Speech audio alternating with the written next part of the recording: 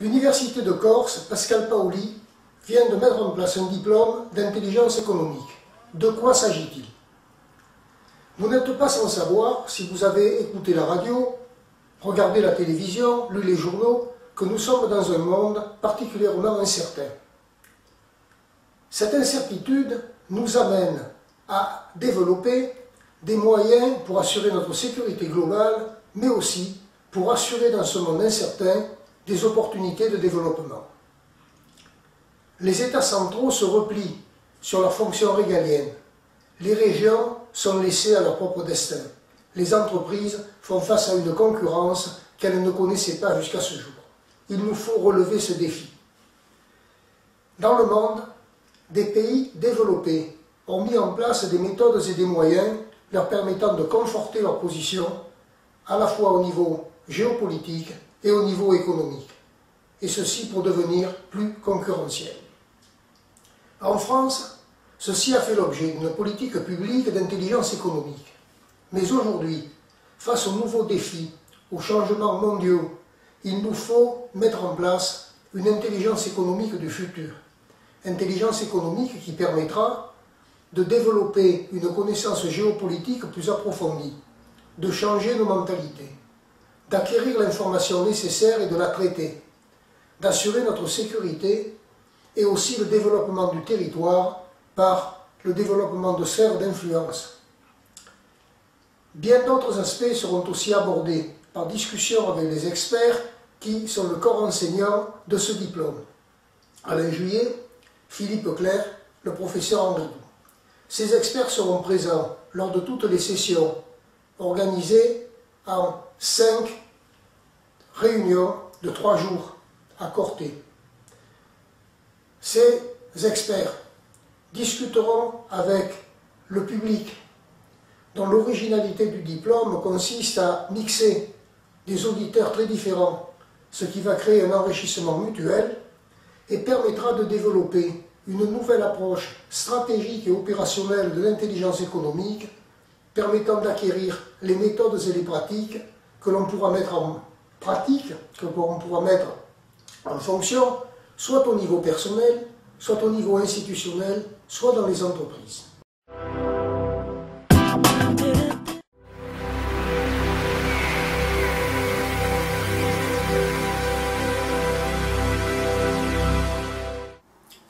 Nous allons tout d'abord examiner les multiples possibilités offertes par Google. Ces multiples possibilités sont des applications qui permettent un certain nombre de travaux spécifiques à partir des données qui sont sur l'Internet et des données que vous pouvez aussi introduire dans les applications de Google. Mais auparavant, il nous faut regarder l'utilisation de Google en mode classique, c'est ce que nous allons faire maintenant. Lorsque vous utilisez Google, il est évident qu'il vaut mieux que vous créiez un compte sur Google, ce qu'on appelle Google Account.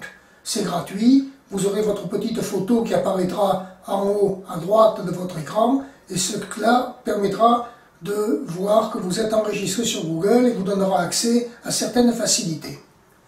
Nous allons ensuite regarder l'utilisation de Google en mode classique, c'est-à-dire avec l'opérateur booléen AND, c'est ce que généralement tout le monde fait. Et puis nous regarderons le paramétrage de Google, parce que vous avez différentes possibilités pour paramétrer vos interrogations. Et enfin, nous regarderons les différentes langues que l'on peut utiliser et les différentes manières de regarder l'information, soit à partir des images, soit à partir des livres, soit à partir de ce qu'on appelle les news. Nous allons maintenant aborder une introduction au moteur de recherche Google. Le moteur de recherche Google est caractérisé par cette interface que vous voyez ici, et lorsque vous faites une recherche, vous allez voir apparaître plusieurs choses sur votre écran. D'abord les résultats de la recherche, mais aussi sur la droite, votre photo si vous vous êtes enregistré dans Google, c'est-à-dire si vous avez un Google Account, et puis au-dessous de votre interrogation, vous avez un certain nombre de données qui apparaissent, notamment Settings. Settings qui vous permet de fixer tous les paramètres de Google, le nombre de résultats par page, si vous voulez des résultats privés, si vous voulez travailler en oral, etc. Ceci est important parce que ça vous permet de paramétrer Google au départ.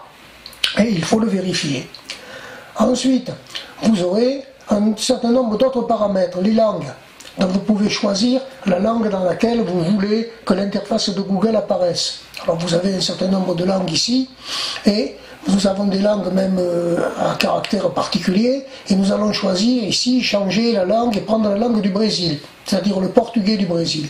Donc le nouveau settings apparaît, vous voyez que c'est en portugais, mais vous voyez que l'interrogation est en anglais, donc il faut la faire en portugais à ce moment-là. Et utiliser Paimel ou Açúcar. Vous voyez que même s'il y a une erreur de frappe, elle va être corrigée par Google. Et donc vous aurez vos résultats à ce moment-là, qui seront des résultats en langue portugaise. Donc vous voyez que tous les résultats sont en langue portugaise. On a choisi de travailler en portugais, on a fait l'interrogation en portugais, et donc c'est normal.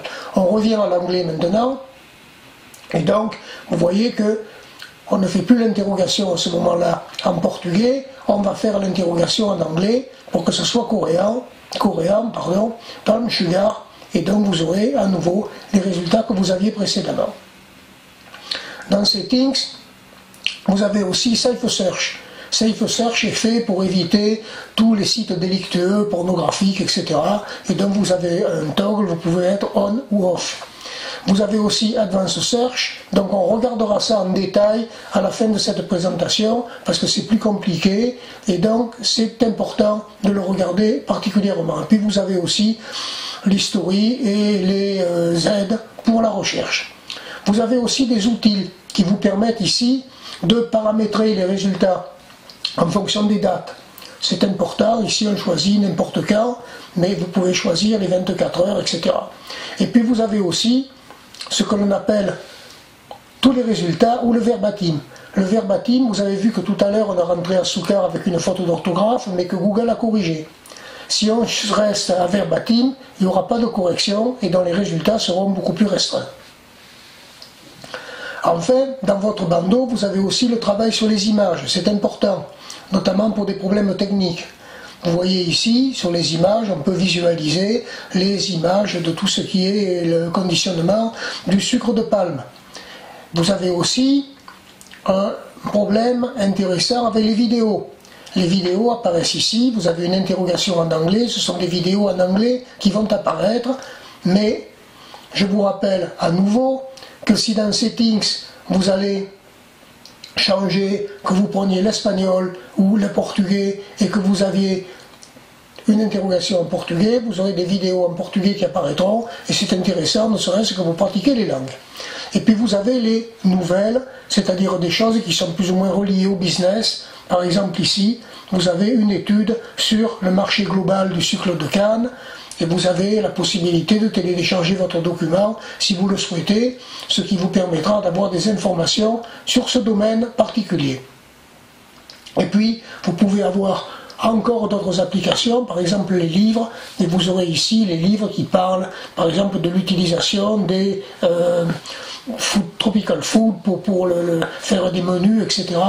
Et donc, vous avez un certain nombre de facilités qui vous sont offertes, ne serait-ce que par cette interface au départ de Google, sans que nous nous approfondissions sur la manière d'interroger.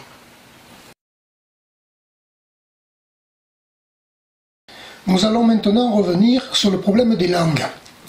Vous voyez qu'ici, nous allons faire une interrogation avec le terme palm sugar en anglais, avec une configuration portugaise.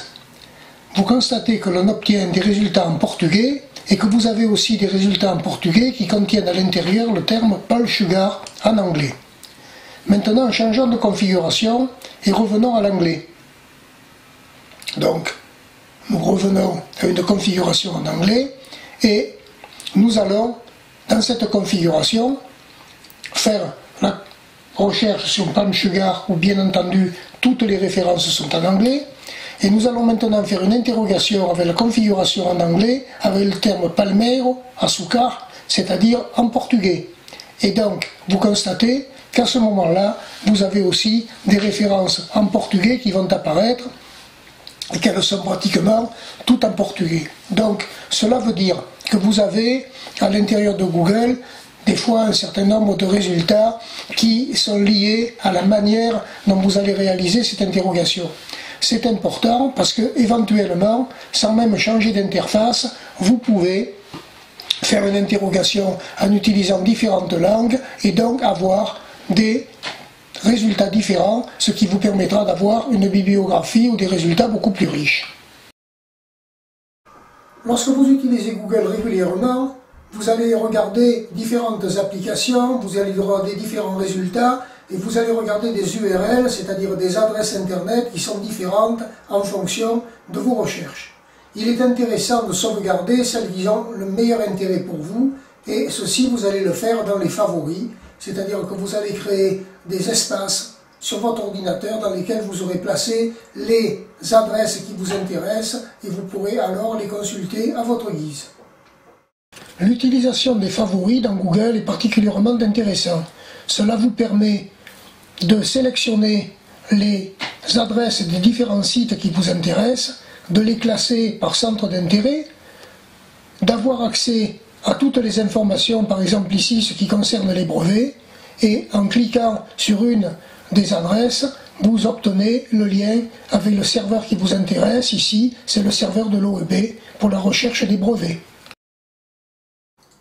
L'utilisation de Google en mode dit avancé ou en mode expert est intéressante parce que vous avez des recherches qui peuvent être affinées en utilisant des opérateurs booléens. Alors vous aurez l'opérateur booléen AND, OR, NOT, et avec aussi la combinaison du string search, c'est-à-dire la recherche de ces chaînes de caractères exacts. À partir de cela, vous obtiendrez des volumes de référence variables et donc vous pourrez affiner votre recherche. L'utilisation du mode expert est fortement recommandée. Lorsqu'on utilise Google en mode expert, il faut de toute façon connaître les opérateurs booléens. Ils sont au nombre de 3, AND, OR et NOT. L'opérateur booléen AND est généralement l'opérateur que vous utilisez de manière implicite lorsque vous faites une recherche sur Google, en mode non expert.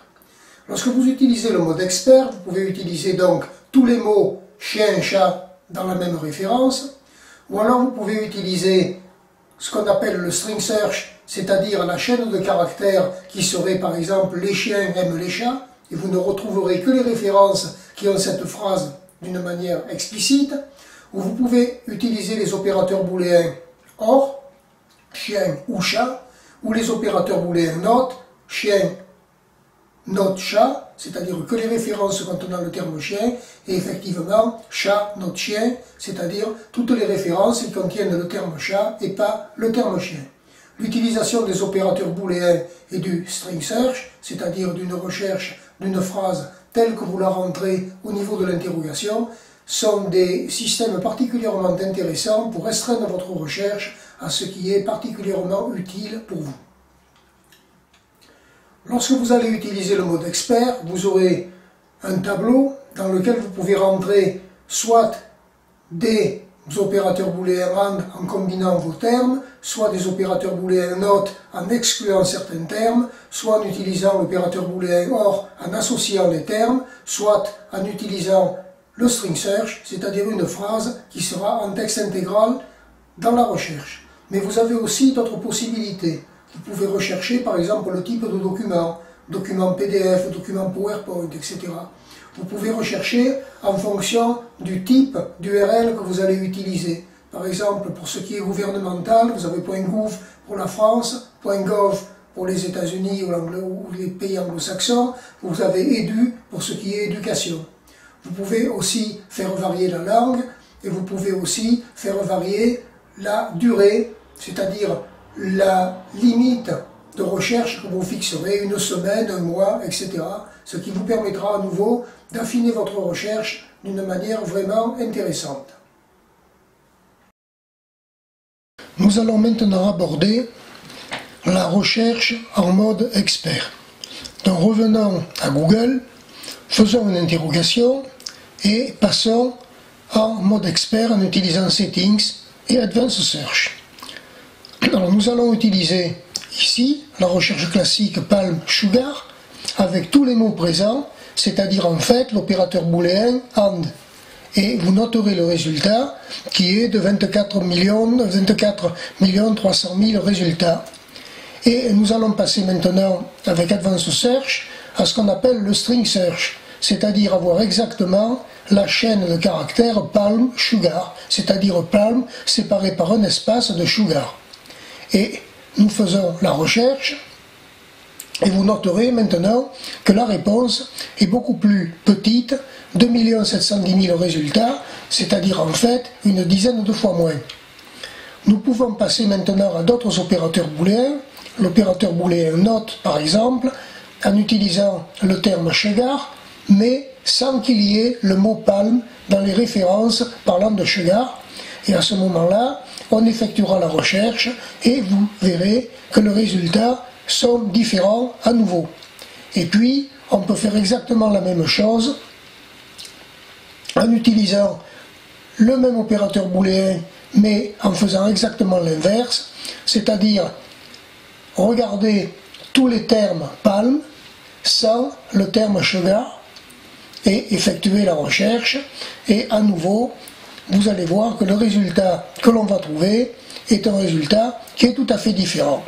Donc voilà le rôle des opérateurs booléens.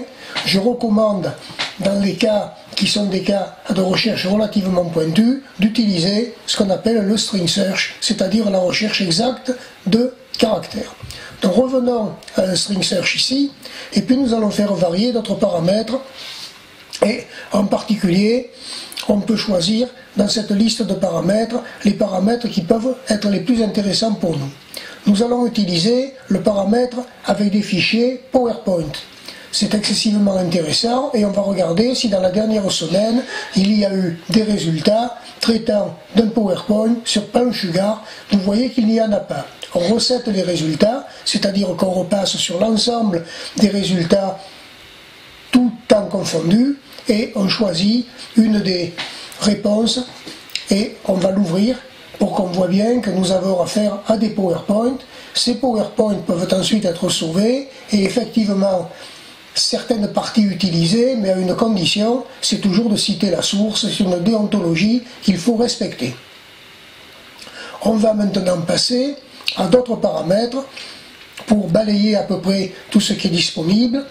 Donc vous voyez qu'ici, on est toujours dans des formats et on va regarder le format PDF. Le format PDF est intéressant parce que la plupart des dissertations, la plupart des publications et la plupart des rapports sont en format PDF. Et donc vous voyez qu'on a un certain nombre de résultats. L'ensemble de ces résultats, ce sont des fichiers PDF. On peut en choisir un, par exemple celui-ci, et l'ouvrir. Et vous constaterez qu'on a affaire à un PDF que l'on peut ensuite stocker, etc., consulter en texte intégral, puisque c'est un fichier PDF dont on a la disposition. Donc ces paramètres en recherche en mode expert sont excessivement intéressants parce qu'ils permettent de varier les recherches à la fois en termes de documents, en termes de date, en termes de pays.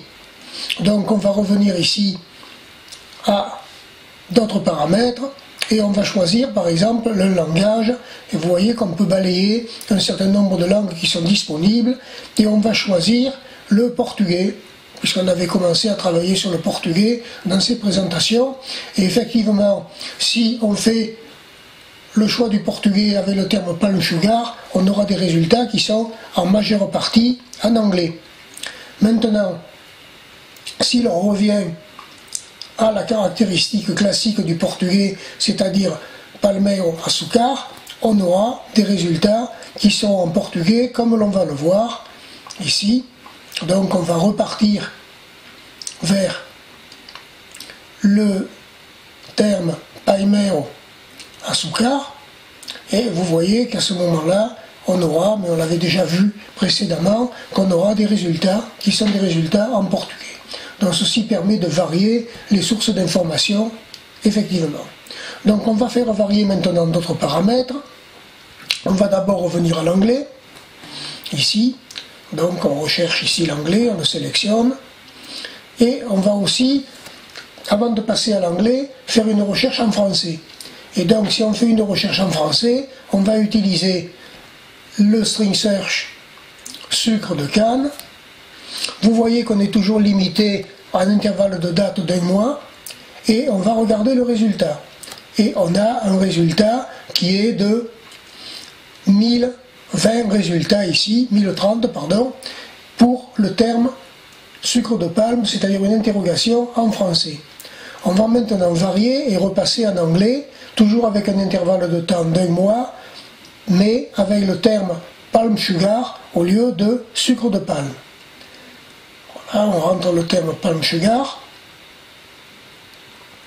et on effectue la recherche. Alors c'est toujours sur un intervalle d'1 mois et on constate que l'on a à peu près 13 000 résultats, c'est-à-dire un rapport de 1 à 10, comme je l'avais signalé au début du cours, lorsque les langues variaient, parce qu'effectivement l'anglais ou le chinois sont les langues qui donnent le plus de résultats. Choisir où l'on veut trouver la donnée dans la page, c'est quelque chose que l'on utilise assez rarement, parce que beaucoup de gens ne mettent pas des titres quand ils effectuent le montage de leur page en HTML. Alors on est revenu, vous voyez comme date, on a supprimé 1 mois, et on peut maintenant choisir une région particulière. Donc ici on va choisir une région, bon on va prendre le Cambodge, pourquoi pas.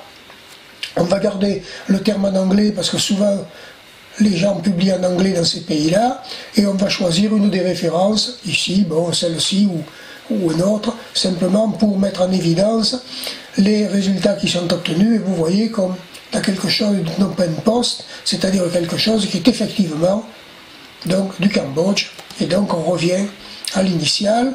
On va repasser maintenant en Advanced Search, et on va faire varier un dernier paramètre, c'est-à-dire le paramètre qui est lié au type de fichier. Edu, c'est l'éducation, gouv ou gov, c'est le gouvernement, etc.